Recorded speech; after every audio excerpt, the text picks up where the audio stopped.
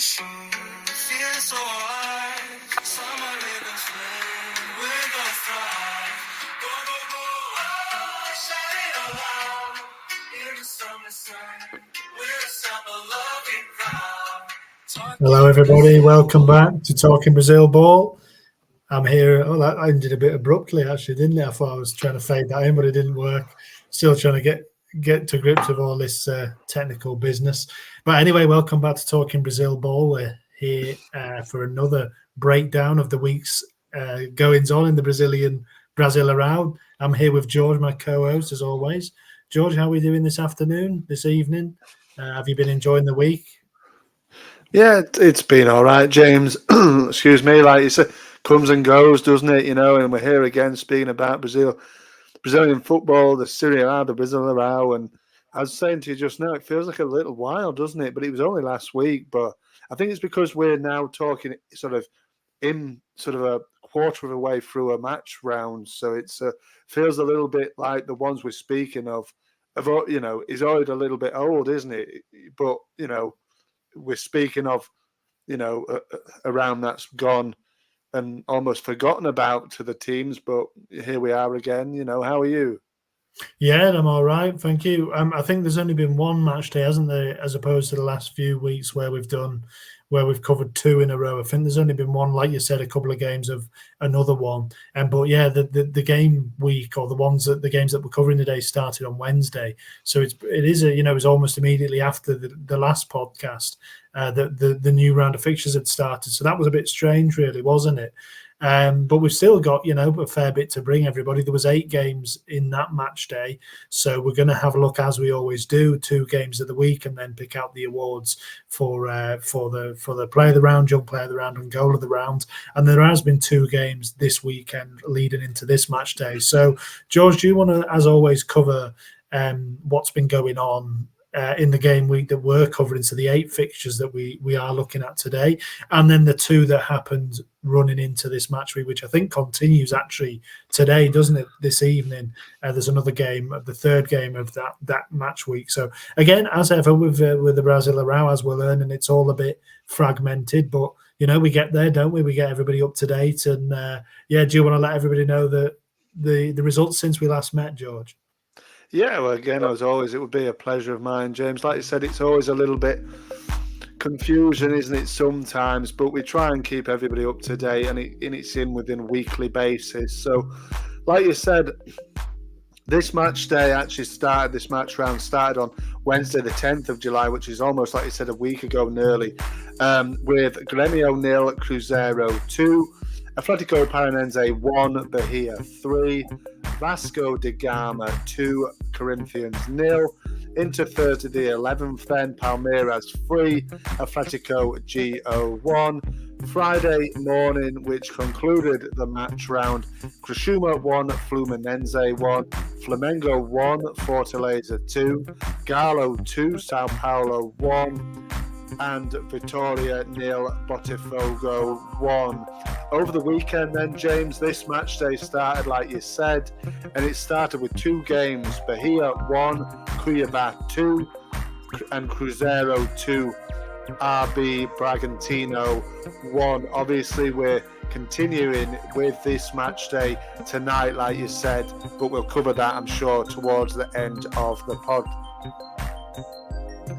Yeah, we'll go into the ones which are coming or to come just at the end when we look ahead to the upcoming games. So yeah, lots of interesting results there, George, wasn't there? There's lots to kind of get into, and it's really starting to shape up now. The table, 16 games in, some have played 17, and we're really starting to see some of the things that we've already spoken about at length kind of come into effect. So we spoke about last week, we were going to pick our own matches of the week moving forward, which is different to what we'd done previously. I can't remember if that was the first time, or maybe it was last time we did. I think it was the first time, James, that we'd sort of previously spoken beforehand about which ones we're going to pick. I think last week was the first time we kind of on the spot kind of picked one out and said to each other which ones we're going to look at. So that was an interesting way of doing it, of course, wasn't it? Yeah, I kind of like it because it meant, we can have our look and pick one that there's not as much pressure from, pick one that is kind of meaningful or whatever. Just pick whatever you want to look at and give us a bit more scope, I think, to just pick something that maybe, like you say, George, we haven't touched on some of the teams for quite a while. It often feels as though we do cover the same teams, which is normal, I think, and obviously bigger sides, and sometimes there's more going on with one team than another. So we do try and touch on everybody, and I think that's more of a way to do that. So the game that you picked, we'll go to your game of the week first, George. If I can remember what it was, let me just give me a second. It was. Well, it's right there behind you, James, Oh yeah, sorry, to yeah, of course. remind you. Gallo Sao Paulo. What a game it looked like on paper. Obviously, you were hoping to bounce back. You're a bit despondent last time we spoke, weren't you? After Gallo had been hammered by Botafogo, but this was a happier game for you back in Belo Horizonte. Yeah, look, James, it's my second week covering my team in a row, and like you said, the deflation of the defeat to Botafogo, that was the Botafogo defeat was followed up from a hammering with Flamengo as well, a 4-2 defeat there as well, at home. And they were back at home with Garlo, and it was a happy ending for them in this one at the Arena MRV. It was a 2-1 win for Garlo, James, and it was a very even game, this one, to be honest with you. There was a lot of chances, mainly in the first half. I think Garlo did shade it, but it's a massive win for Milito. I think, James, if he didn't win this game, I think it'd be 1 or 2 games off being chopped. I think it was that close, and maybe this result has actually saved his bacon, saved his job.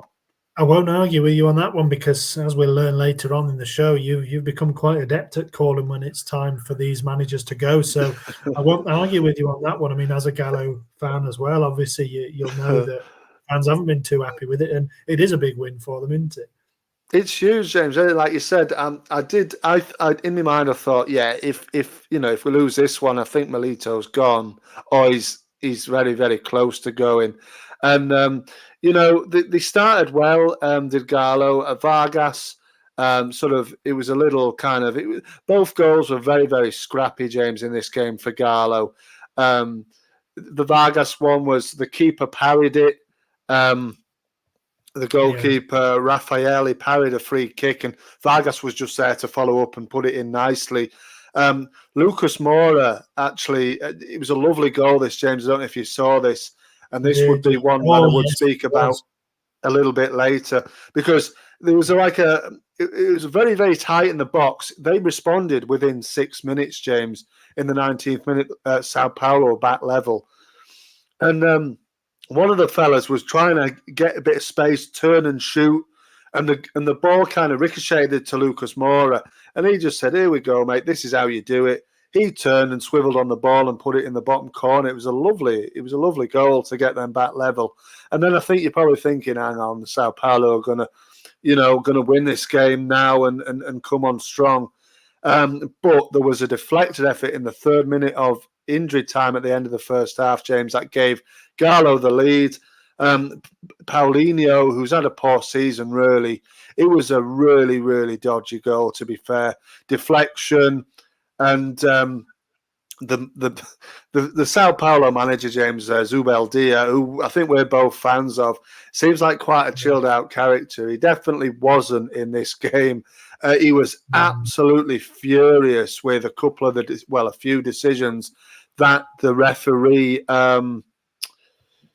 by the name of Marcel de Lima Henrique, he was furious with him. And there's a little video, James, of Zubeldia at the end of the game. You know, the advertising hoardings they put up on the pitch, managers do interviews and players do interviews. He hit it, he punched it hard a couple of times, and then he went off furious, said something in frustration, and he went off and he was slamming doors in the tunnel and everything. He was absolutely furious.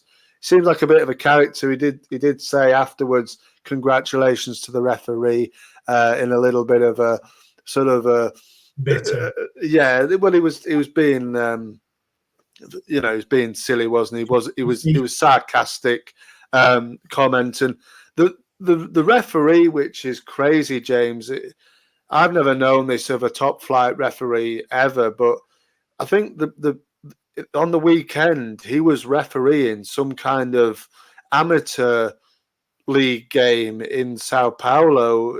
He's from Rio de Janeiro, the referee, but he was there having a few days earlier, obviously caused all this controversy, and then top flight game, and then he's refereeing an amateur league game a few days later. It seemed quite strange, and then he refused to comment, of course, on the destruction that it caused in that game alone. But there was some very questionable decisions. One was the Paulinho sort of deflected goal, which I think Zubeldia was calling a handball. It was very, very hard to see what happened. And there was no doubt that Alan Franco gets sent off just before the hour, which probably helped Garlo, really. But like I said, it was a massive win for them. I think Zubeldia can't be too disappointed, to be fair. Sao Paulo before this game, James, were on an incredible run of form of 4 wins in a row. Before that, there was 4 wins without 4 games without a win, but they went 4 wins in a row. It was the first defeat in 5 games, and they're still sitting pretty well in 6th position. They're only 3 points, I think, off the Libertadores places. They're only 6 points off the top, so it can't be too despondent. He was furious. He was absolutely fuming, which is a side of him that I don't think either of us have seen yet. But there you go. No, he does seem like quite a chilled character. Maybe it's just that long hair kind of doing him a favour. But obviously he's got a bit of a temper on him, and I think probably it was just frustration that they'd have seen it as a winnable game. Probably Sao Paulo, like you said, in great form. And it just gives them that knockback where you go from title in the running for the title, and all of a sudden you're more like top 4 kind of contenders. So these are the games that make a difference for that. And probably just on that momentum, they probably just thought they can get another win, keep pushing up. And if they feel like the referees cost them, then we both know how frustrating that can be. So I do feel for him a little bit in a way, but obviously a big win for your boys. And it was a scrappy goal to win it, but that Lucas Moura goal was a real highlight. It was a beautiful take and swivel and turn, all with the same foot. He kind of takes it through his legs, doesn't he, and swivels and hits it on the swivel and through a crowd of bodies. It's a really lovely goal, that, and certainly was, I think, in the conversation for goal of the round. It was certainly one of the top 2 or 3 of the round. But anyway, before we move on to my game, was there anything else from that game, George, you wanted to mention from the Arena MRV? No, not really, James. Not particularly, not from a Gala point of view. Like I said, it was an important win. I think, like I said, it did save Milito for the time being, and Galo slip into mid-table. Just a point that I'd like to point out before, I'll let you discuss your game, is we're talking about Zubeldia again. Now, Ecuador had a really, really poor Copa America in the end. I think they were knocked out it was a quarter-final in the end by Argentina, who obviously eventually won it.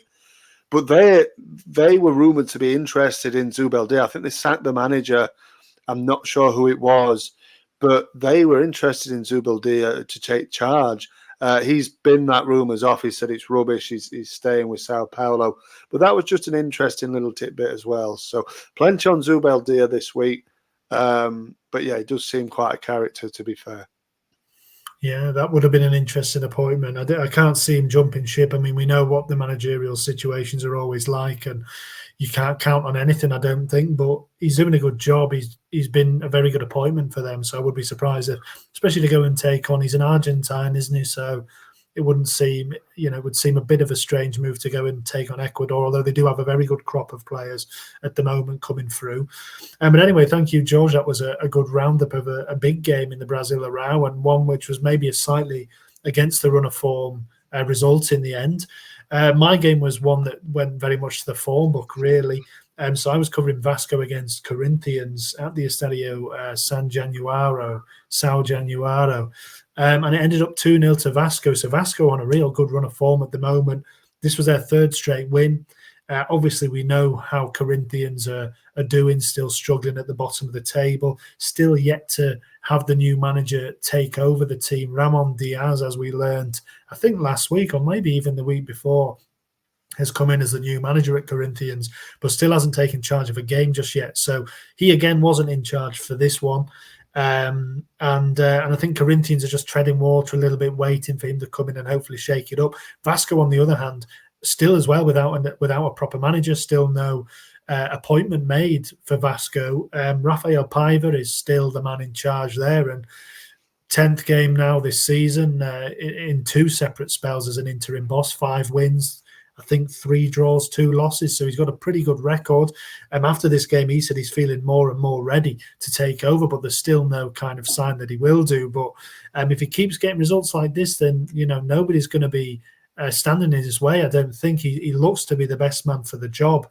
There's a real good feel-good factor around Vasco at the minute, George. It's all good news. And like you can see behind me, I've gone today for a background of my old pal, Phil Coutinho, the little magician who has finally confirmed his return to Vasco. It's been a bit of a long time in the making. He wasn't available for this game, and the pictures you can see behind me there of Phil Coutinho at the Estadio Sao Januaro was a couple of days after the game. On the Saturday, he was presented to 20,000 fans. George came out to see Phil Coutinho back at Vasco da Gama, a huge moment. So we'll touch on that a little bit in a moment, but the game itself was very even, to be fair to Corinthians. It was 50-50 possession, near enough the same amount of shots each, and it turned on a lovely goal in the second half by Lucas Piton, who's the left back, and it was a really nice driven effort across the goalkeeper. And I read that Piton is actually attracting interest from Europe, George, at the moment. So Girona and Porto, 2 Champions League teams next year, are both. Porto might be Europa League, actually, I think, for the first time in a while. I can't remember on that. But either way, Girona and Porto both interested in Lucas Piton, and he showed why. He had, lovely finish with his left foot across the goalkeeper, only 23 years old, so a lot to come from him. And then the second goal to kill it off was an absolute beauty from Juan Sforza, who's a player with the biggest reputation, actually, Argentine, arrived from Newell's Old Boys in the start of this season, and it was a beautiful free kick that he whipped in, and that was another contender, actually. 2 good goals in the games we covered this week, wasn't there? I don't know if you had a chance to look at either of those goals, but to me they were both lovely. I mean, being a former left back myself, you can see how good that was from Piton, bundled through, and then a beautiful drilled finish. But Sforza, I think it was a left-footed one as well from him, whipped it over last minute of the game, so he just put the seal on the win and made sure that there was no stress going into the game, going into the end of the game. And what did you make of those goals, George, and the result itself? Well, just before I give my thoughts on it, James, you're right. Porto, they finished 3rd last season, so they're Europa League next season. But yeah, I must admit, I enjoyed both of the goals. In particular, the free kick from Forza, it was brilliant, wasn't it, to be fair? And it has to be up with the contenders for goal of the round. It was a great free kick. He just whacked it into the top corner. And yeah, Vasco just seemed to just keep going, don't they? Just, on a roll, like you said, 3 in a row now. And it's definitely looking, positive into sort of mid-table. And, beating Corinthians, that puts an 8-point gap now. Between them and Corinthians. Both played 16 games. So, yeah, it's looking a lot better. Coutinho in as well, which is fantastic news for them. I do like the guys' hats behind you there. They look like they're wearing the same caps there. Very in an old school Vasco shirt in there is Coutinho. So I'm excited to see what Coutinho can bring to this youthful team. And I think he'll be available, Willie James, for tomorrow evening as a recording. Tomorrow evening's away game with Atletico GO. So definitely one to keep an eye on how he does on his return. Yeah, I imagine so. He's in training already. So he is, he hasn't played Well, yeah, he hasn't played since the end of the season, which wasn't that long ago, so he should be in relatively good shape. Phil Coutinho, I mean, I'm delighted to be given the chance to cover him. I loved him at Liverpool. He's a magical little player. On his day, he was he was the best player in the world, I thought, for a short time before he left us to go to Barcelona. He was in some form. He can manipulate the ball wonderfully. Great strike on him, wonderful passer of the ball. Just a lovely little technician, and it's great to see him smiling. He's had a rough few years. His career hasn't really gone the way that it maybe should have done. He still won a lot in his career, but he was never quite felt like he'd found his home. So it's nice to see him back home. It is only on loan from Aston Villa, so we'll see what happens. Moving, once it finishes that, they couldn't work out a permanent agreement. I don't think so. I think it is a loan, but there's a suggestion that it could move into a permanent deal. And it's not just Phil Coutinho. They have also signed Alex Teixeira back, who is another youth product actually, and he was briefly with them last season, I think. But he's a former Shakhtar player, and he was in China for a long time as well. And they've also got a chap in called Souza, who's a midfielder from Istanbul Başakşehir. So a couple of new signings from Vasco. Obviously, like you mentioned, George, with a very young core of players who have really been impressing. And they were given the day off a little bit here. JP didn't start. Leandrinho, I don't think, started as well. Ryan. They did bring on the 16-year-old this time. I mentioned last week he was on the bench, Bruno Lopez. He was brought on this time, so he made his debut. Another one to watch. So yeah, all good things at Vasco. Like I said, they had the presentation for Phil Coutinho. 20,000 people turn up, which is a pretty incredible number. And they had a video, kind of a longish video of former teammates and players from around the world and around his career wishing him well.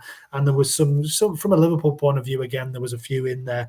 Roberto Firmino, as you might imagine, his great mate, was wishing him well. Luis Suarez as well. Thiago Alcantara, who obviously has just retired, who was a good friend of his at Bayern on his loan spell there.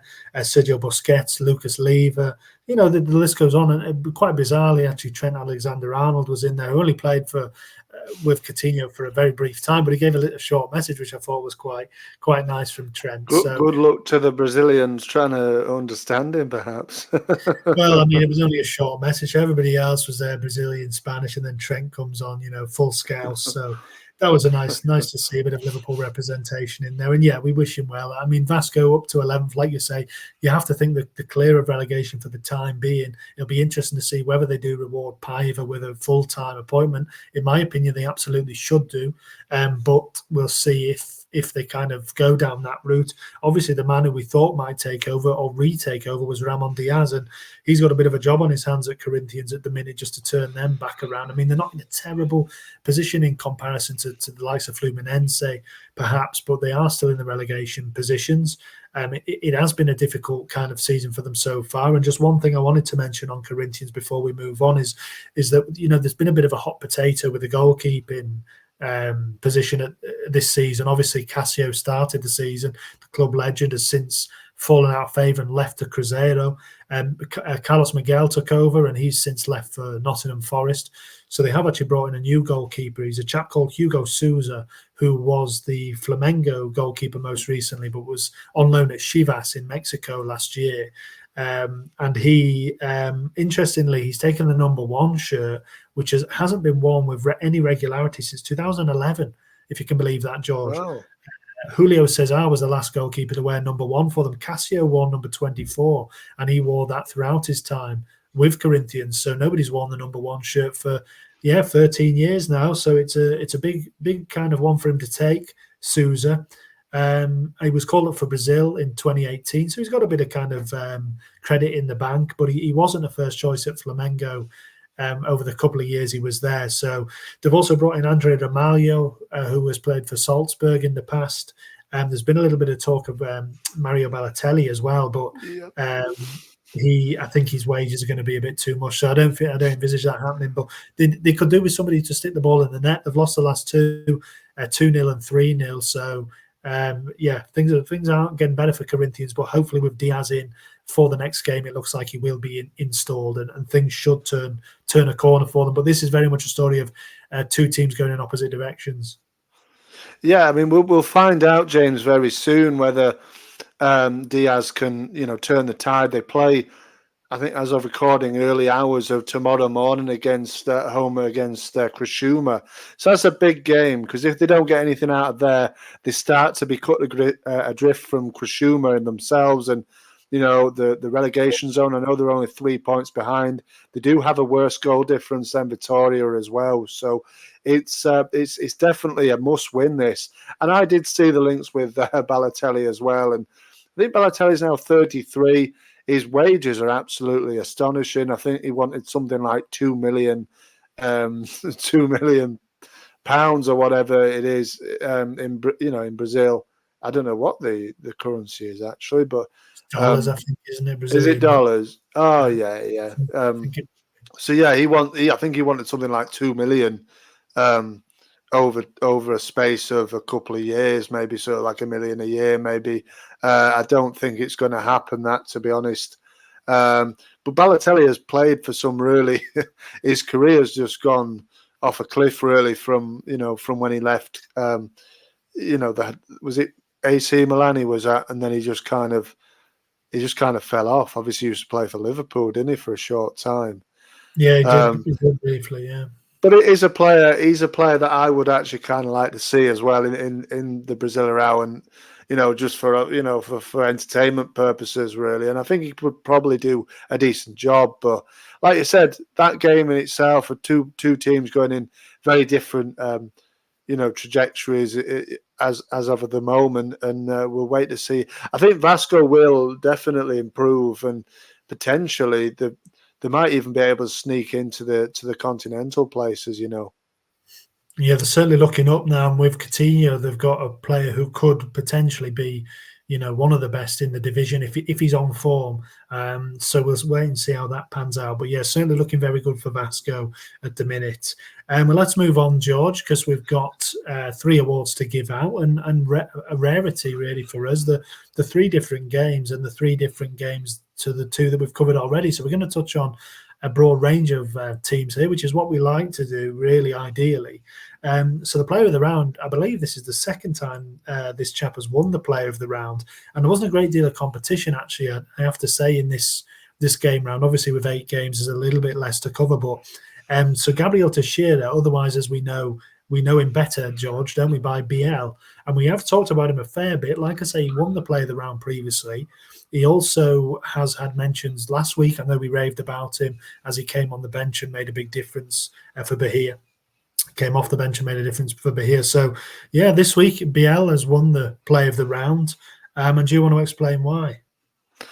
Yeah, BL, again, James, we do seem to speak about, I think you've mentioned it before in the past, we do seem to speak about Bahia players quite often, but they're doing well, you know what I mean? And to be fair, this game that we're looking at and giving BL the player of the round isn't the latest Bahia game. They obviously lost to Cuiabá, so this is a little bit bittersweet, perhaps, from Gabriel Teixeira, because it was his first start. I don't understand, and I rave about Rogério Ceni, don't I? But I really don't understand the way he's using BL here. He's still a young player.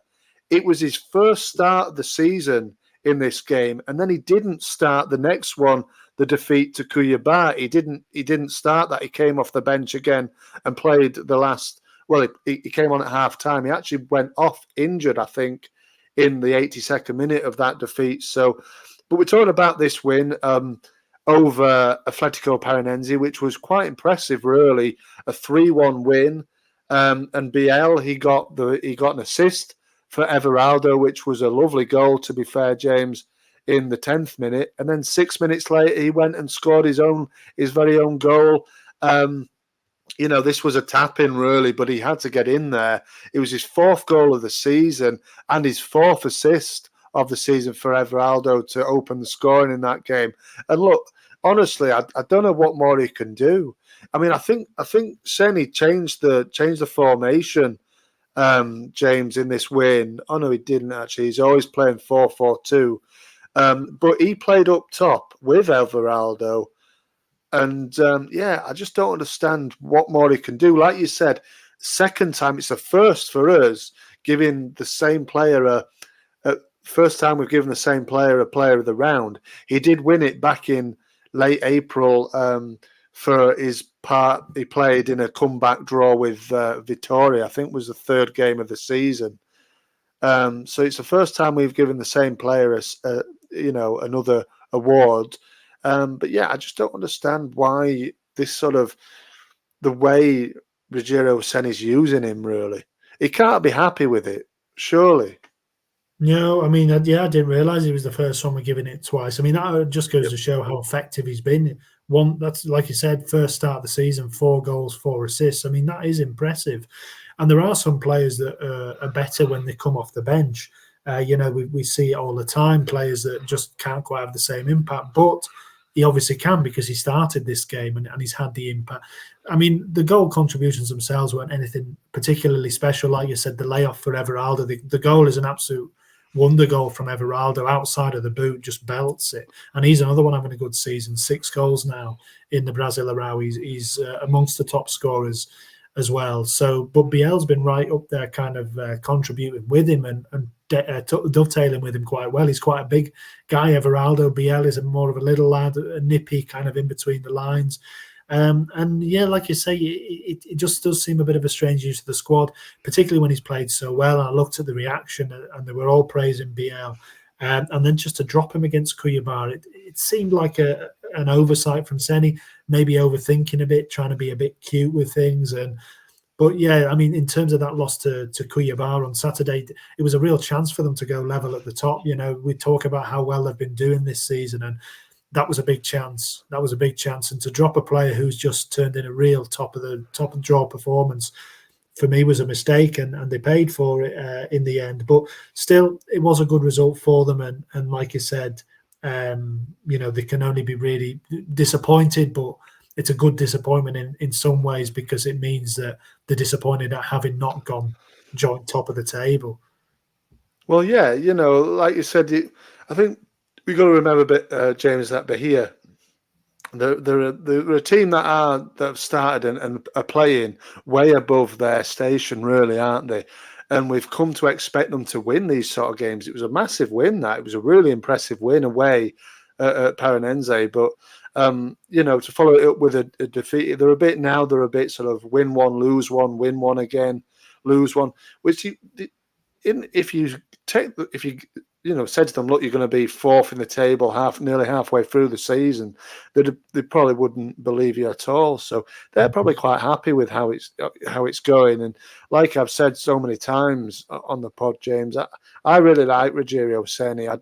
I do think it's a bit strange the way he uses his squad, and he seems to use the same subs pretty much all the time in this almost the same minute of every game. But he's doing a fantastic job, and I know that, like I said, bittersweet for Biel because obviously it was dropped, and then they did lose against Cuiabá as well. But yeah, look, they're doing well. Yeah, we'll have to wait and see if he was injured. I don't know exactly the extent of that. I did try and have a look, but I couldn't see anything if he was injured. Did you manage to see anything on that, George? I didn't, and I've just actually seen that he was actually taken off, like I said, in the 82nd minute. So, hopefully from their point of view, he can quickly recover because he's a big player for them, even though he's not used as much as probably the fans or probably myself would like to see. But there you go. I'm not the boss. It's for Ceni to decide, and he's got his ways, I'm sure.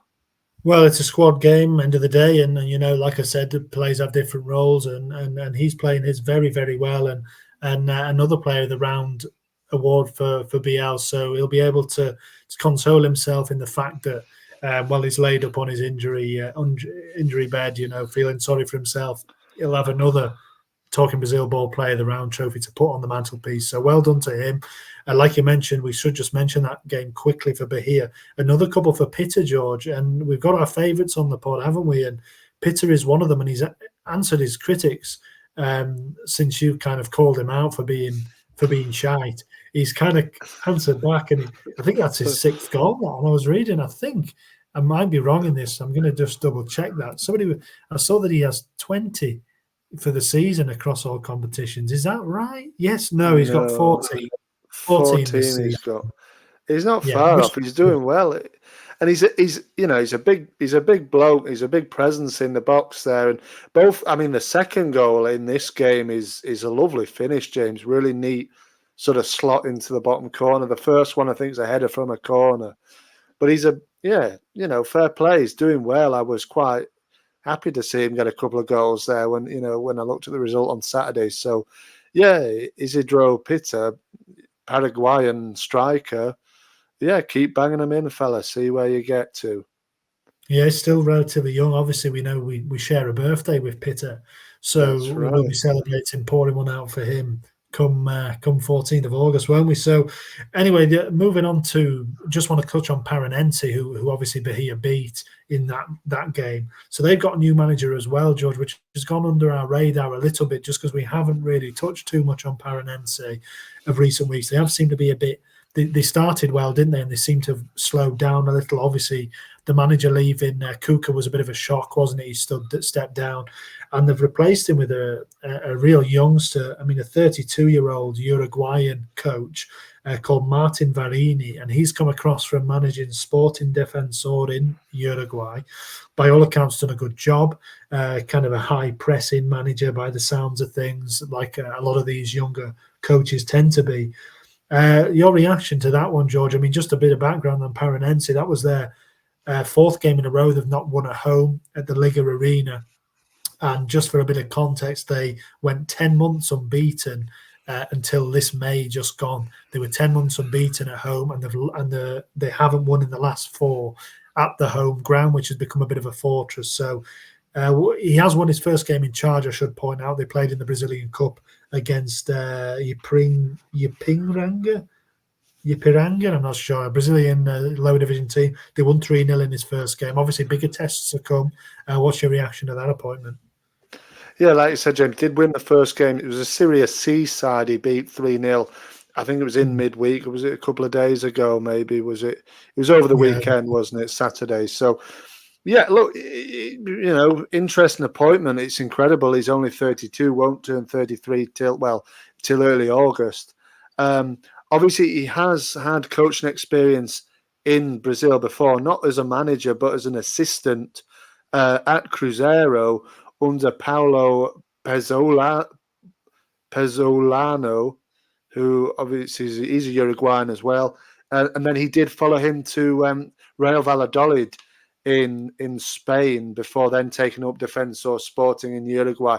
So he's got coaching experience. It's a little bit of a left field one for me. I really don't know anything about this fella. I was quite surprised going from Kuka, who's vastly experienced in the Brasileirão. He's won it and everything. Then to go the opposite end of the scale to go with Varini, who just, it seems a little bit strange to me when maybe they could have picked somebody who's got more experience. Look, it's he's done well in Uruguay, but it's the Brazilian league is a massive step up from there, isn't it? So yeah, and I know he's coached before with Cruzeiro. I don't think it was for too long, and he has actually managed in the Libertadores as well, with another Uruguayan side, Atletico Rentistas.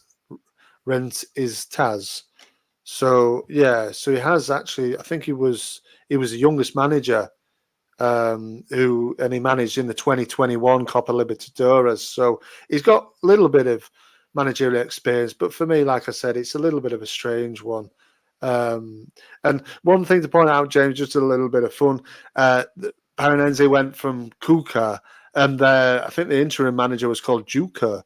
So it was a bit funny that, but now they've gone for Varini. See how he does.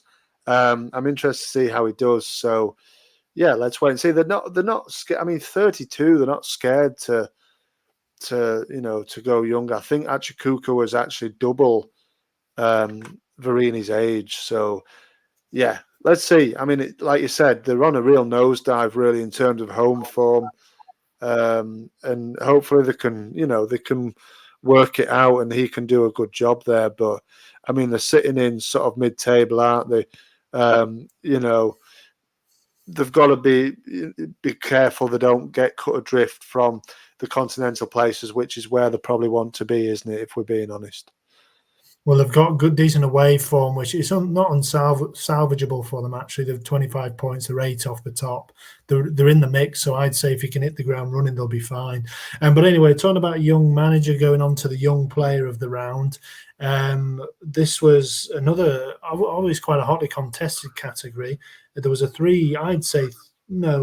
probably two contenders. Or actually, to be honest, there wasn't really. There was only one real contender, but we must mention Estevao Willian again. Palmeiras got another win, 3-1. He got a lovely assist, actually, during this game, a really nice disguised pass. And we know that he's always in the mix for young player of the round, or indeed player of the round, as he got last week. Vitor Rice, who we've mentioned previously, is keeping going from strength to strength. George, he's become a key part of the Palmeiras defense now. I think he's played every single minute since he got that late winner on his debut. So he was playing again here, 90 minutes, did well. But the winner of it, and it's about time we gave Fluminense some love, really. There's been on a real terrible season, really. But they did get a last-minute equaliser, which in itself, away at Criciúma, for Fluminense, it's a bit of a how the mighty have fallen, isn't it? But the man who got the goal was a 19-year-old striker called Kaua Elias, and he's our young player of the round this week. Yeah, Kaua Elias, who was on the end. I mean, it could have been anybody on the end of that goal, to be fair, James. And like you said, how the mighty have fallen, celebrating a draw with, newly promoted Criciúma, and they're still sitting bottom of the table. And like you said, it is about time we kind of give them a little bit of love, but they haven't deserved it, to be fair. And I think Mano Menezes is about 3 games in now, is he? He's 3 games in. I think you sort of said, give him 3 games and see how he is. I think they're going to get relegated. Just asking your thoughts before we go back into Elias. Do you think they're going to get relegated, given Menezes a few games? No, I actually don't. I think they'll be all right, but I think it'll be tight. I think it'll go quite close, but I think they will be okay. And part of the reason for that is because they do have young players who can come and make a difference. I mean, Elias, like you said, it was a tap-in. I mean, but maybe the thing more to note about the goal was the assist, which was wonderful, and that was for an 18-year-old called Escadinha, who had only been on the pitch for a couple of minutes and has only played a couple of times for Fluminense, and he beat a couple of players and whipped a ball across the face of goal, which Elias, like you said, popped on the end of. And Elias praised Escadinha after the game. He did come through the youth team together. And Menezes himself praised the pair of them, saying, that they've shown that they're ready to come in. So I think there's always these players in Brazil who can lift you when you look at the squads and think, well, they look a bit stale, but then there are players who can come on. I mean, Elias had 6 shots. He came on just before half an hour, with half an hour left, and he had 6 shots in the game. So he was, he was keen to make an impact and get his goal. In the end, he's got it, kept going. And I feel like this should be a bit of a springboard for them. Okay, it's away at Criciúma. It's a point that, they would have, all being well, would have wanted 3 and 3 comfortable points, but that's not where they are. And a last-minute winner can always propel you. And when it's a young player like that, it can have even more of an impact. So I think they'll be all right, but, I think it's going to be close. I mean, 3 games he's drawn 2 of them, lost 1. So it's maybe a slight improvement from where they were. Obviously, wins aren't coming still. They will need to come. But I think this was more of a positive story from Flu this week. Yeah, I have to agree with you, James. Yeah, with the young players coming on, and and he got the goal, Kake Elias, and the young lad, like you said, same age, got the assist. It was lovely bit of play, 1-2 with a fella in the box, wasn't it? And he carried on his run, put it, squared it for Elias to get on the end of. And like I said, it could have been anybody putting that ball in, but he wanted to get in. He, like you said, he was having shots on goal in the half an hour he was on the pitch, and he was rewarded with a goal. And he, on Instagram, on social media as well, he had his say on it, on scoring the goal as well. He said, very important point away from home. Things will look up, with a praying emoji. So yeah, like you said, a little bit of positive for them. Last minute equaliser, they're getting something from the game, and the young lads, are coming through. And I think all of the subs on this game, all 5 subs, I think, apart from obviously Douglas Costa, were 20 or younger. So, like you said, they've got some, good young players coming through. We all know that the sort of the back line is pretty aging, quite quickly. But there does seem obviously that they've got youth in there, and I think he's not been afraid to change it up as well as Menendez. So yeah, look, I think he's dropped the likes of Marcelo. I think Marcelo might be injured, possibly. He is. He's injured, yeah. Oh yeah, he's injured, but he's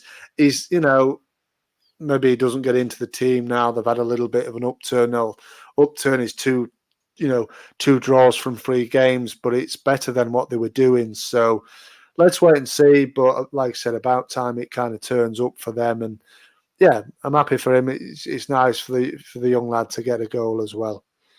Yeah, Escudinha as well is a left back, the 18-year-old. So maybe Marcelo will be kept out for him. They've got Thiago Silva to come back in. I think he's on a bit of a training regime to get him up to speed. So yeah, there's positives. And I should say I called him a 19-year-old there, Kawa Elias. He's only 18, so he gets our young player of the round, and fair play to him. And hopefully, things do start to look up a little bit for Fluke, because they've had a depressing season so far, and they hopefully have turned a slight corner with that. We'll have to wait and see what goes on over the next game week. In terms of Criciúma, though, I just wanted to mention them because we sometimes skirt over just what a good job Claudio Tencati is doing there.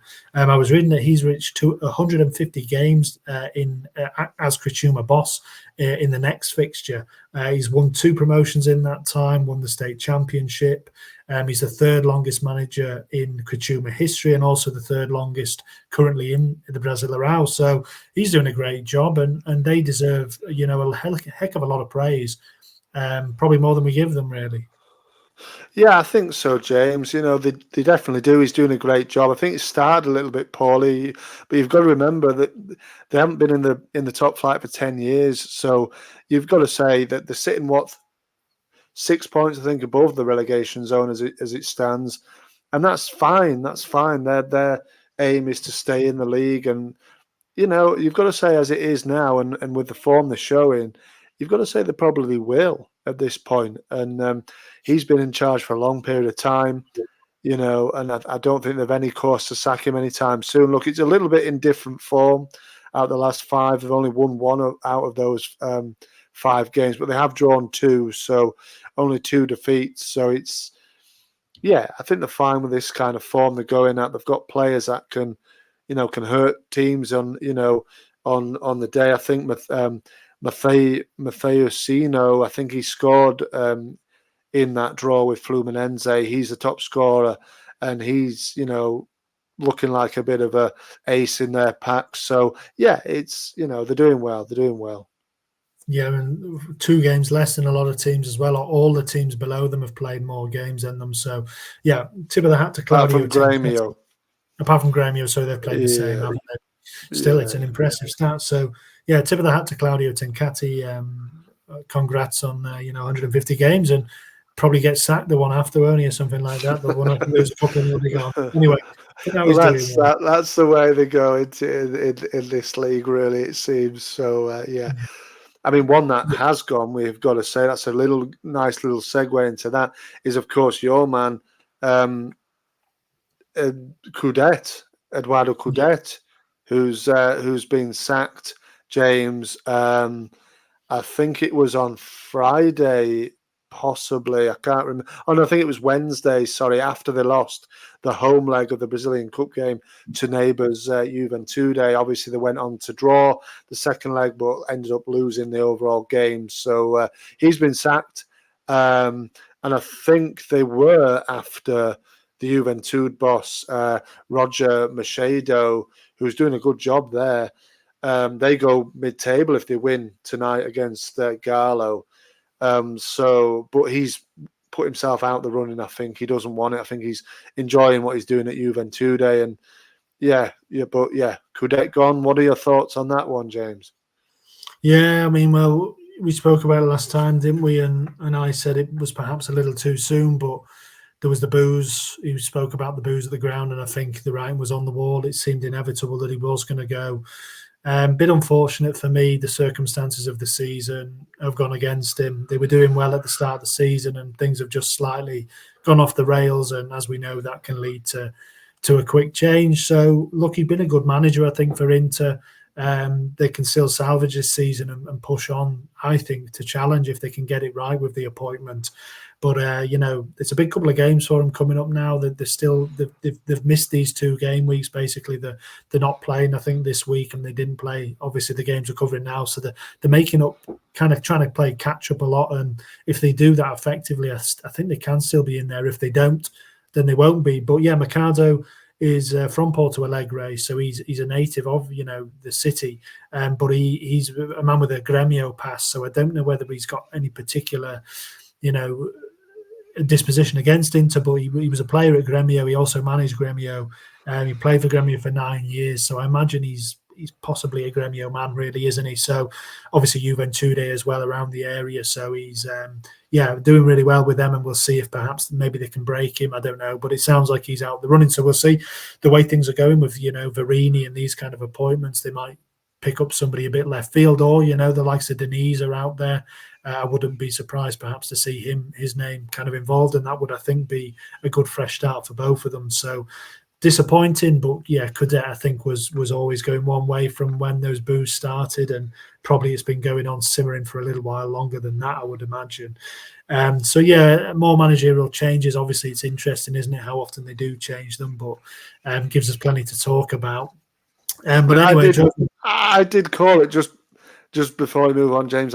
Last week, I think I said I said if he doesn't win any of the next ones before they play Botafogo, in the coming weekend this Saturday, if they haven't won any of those games, I think he'll be gone. Obviously, he's gone before the 3rd game, which is tomorrow morning, as of recording, James, 1:30 a.m. UK time.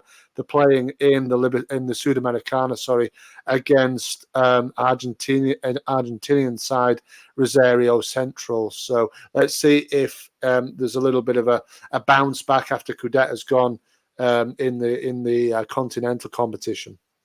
Yeah, you did call it. Well done. I dismissed it, but you were absolutely right. So goal of the round, George, we've still got one award to do, and we are eating up time. So let's just breeze through this one relatively quickly. We've mentioned a couple of good goals already. The Sforza free kick, Everaldo scored a wonderful goal. I thought Arthur's goal for Cruzeiro was quite nice. Lucero for Fortaleza, I mean, he's in great form really as well. Lucas Moura's goal was wonderful, but there was only one winner, really, and it came in a game where his team lost. It was Shaylon, the Atletico Goianense player, who brought them level briefly against Palmeiras in just the 9th minute. And it was a heck of a strike, left footer, 35 yards, lined it up, and just hammered it into the top corner, George. Yeah, it was a quick start to this game, wasn't it? I think Lopez's goal was quite nice as well to kick us off with Jose Lopez. That was quite a nice goal, long ball, and he sort of dinked it over the goalkeeper and in. But this was way ahead of any of the other ones. There were some nice goals, like you said, James, but this was way ahead of any of them. He just got it. He saw nobody in front of him, and he just thought, you know what, I'm going to whack it in the top corner, and that's exactly what he did. And he deserves that. I think that was it was only his 2nd goal of the season. His first since, I think he got one a couple of weeks ago, actually, in a 2-2 draw with Corinthians. But yeah, this was unbelievable strike, really, to be fair. 27-year-old James, left winger, is Shaylon, obviously Brazilian. He has been at Atletico Go since January of 2022. Started at Sao Paulo, had a couple of loan spells, Bahia and Goiás. And now he's found himself for a couple of years at Atletico Go. And if he keeps scoring goals like that, I know they lost the game, but it did bring them back level. And if he keeps scoring goals like that, maybe there's a move a bit higher up the pyramid perhaps for him. I did notice, James, that Palmeiras again had a green screen behind that goal that Shaylon did score into.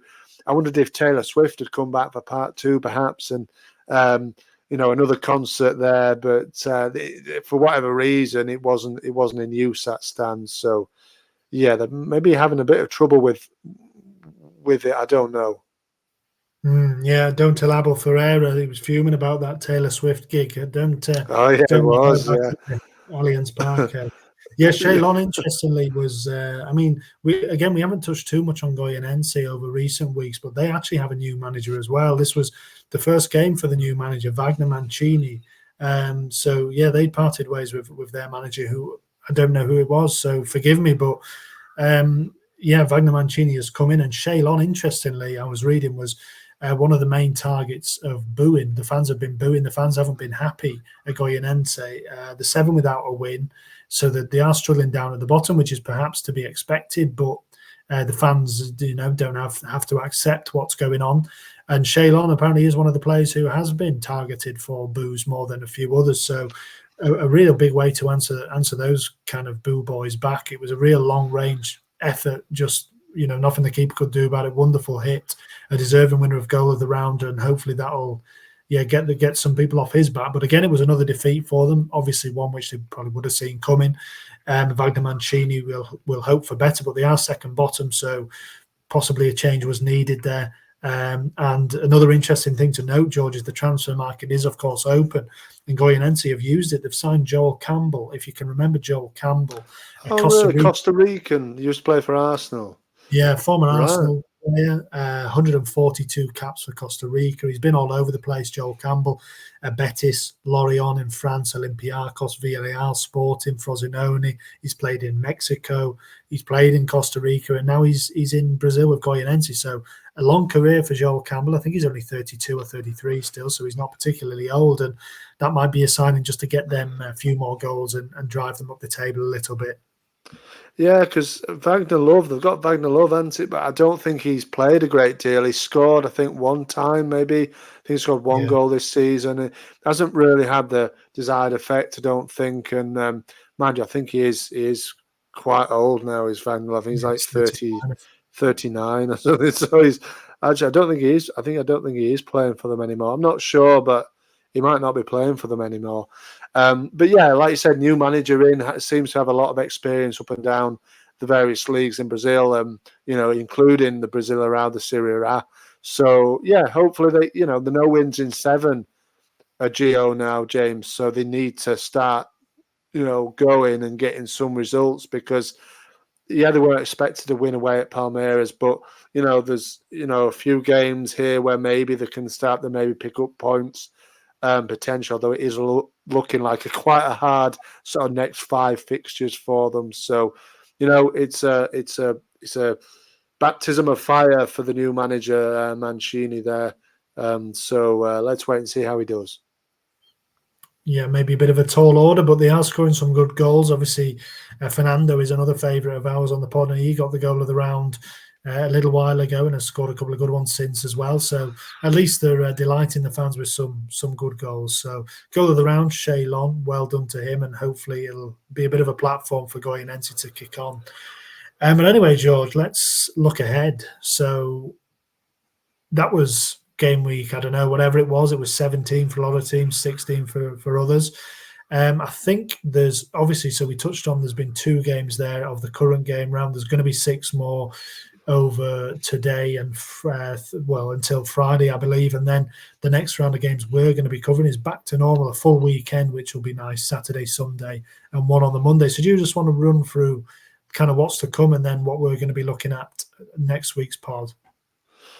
Absolutely, James. It would be a pleasure of mine. I mean, like you said, wrong.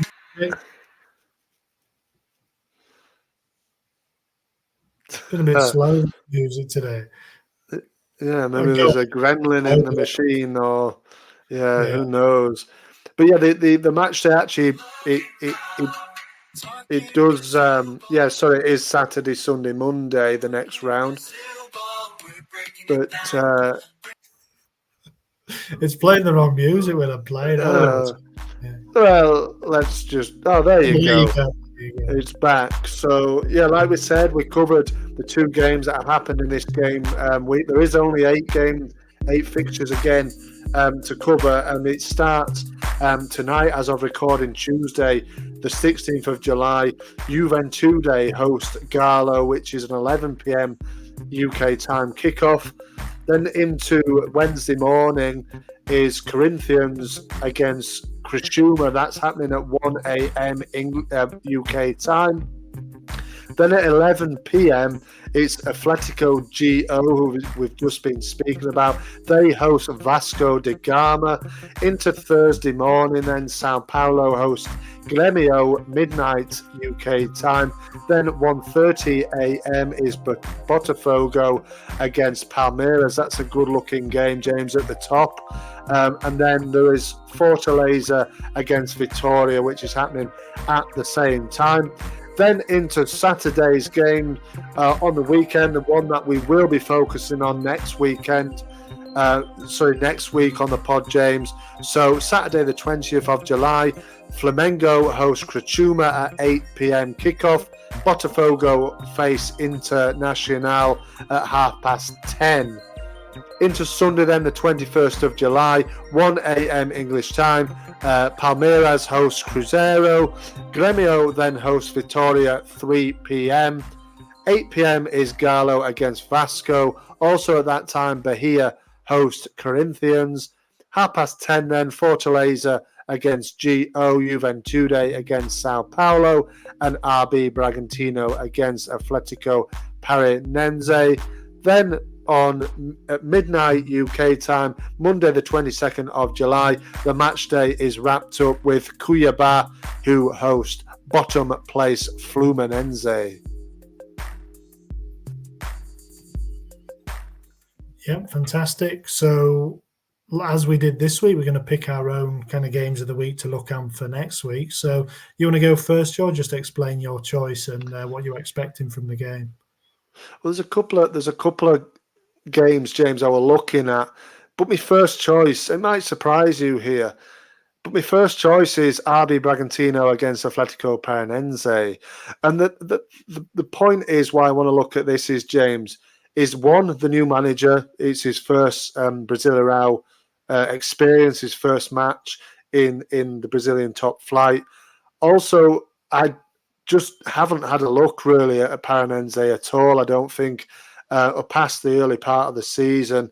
And RB Bragantino seems a team that we, bar just giving the odd award to, we don't really seem to have looked at. I don't think we've you might have focused on one game maybe early on in the season, but I don't think I've had a look at them. And it's two teams that I haven't really looked at. Add in the fact that Verini is playing his first game. I think I'm going to choose that one. Well, I might surprise you with more because I was actually going to pick that. That was the one I was just looking at as well. Yeah, for that.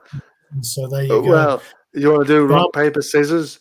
No. I'll pick another one. You have that one. So I'll. There are a couple of tasty games in there, really, for different reasons. But I'm going to pick my boys. I'm going to pick Inter. I'm going to pick Botafogo against Inter, just because I feel that Inter's a big game for them, having not played for a couple of weeks.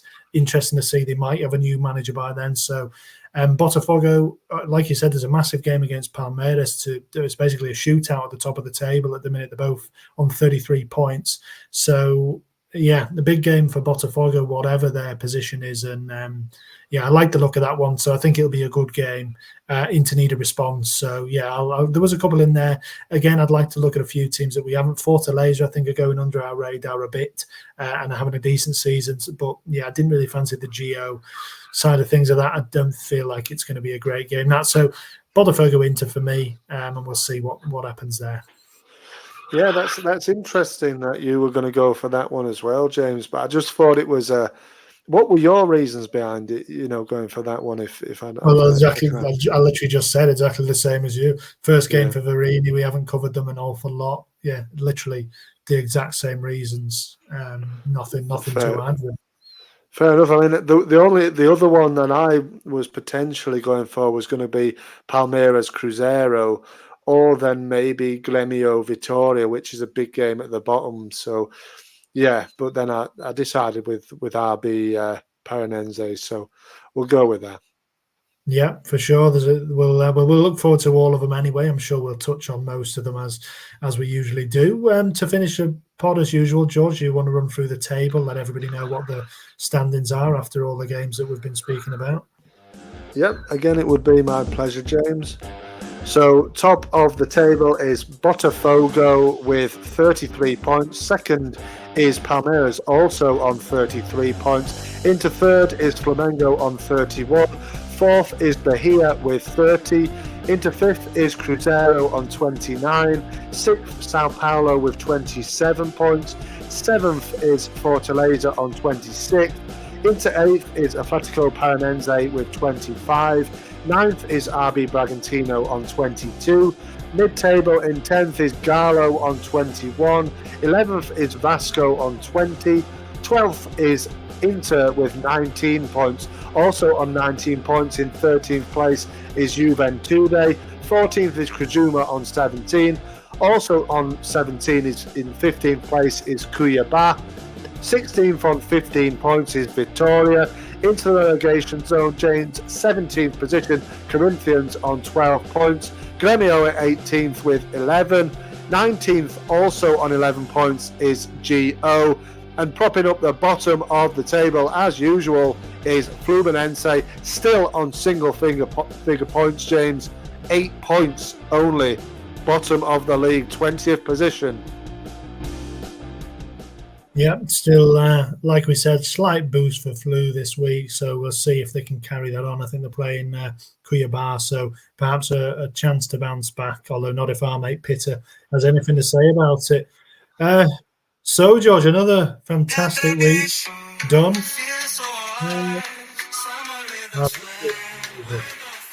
Yeah, so good show again. Enjoy your week, everybody, and we'll catch you on the flip side.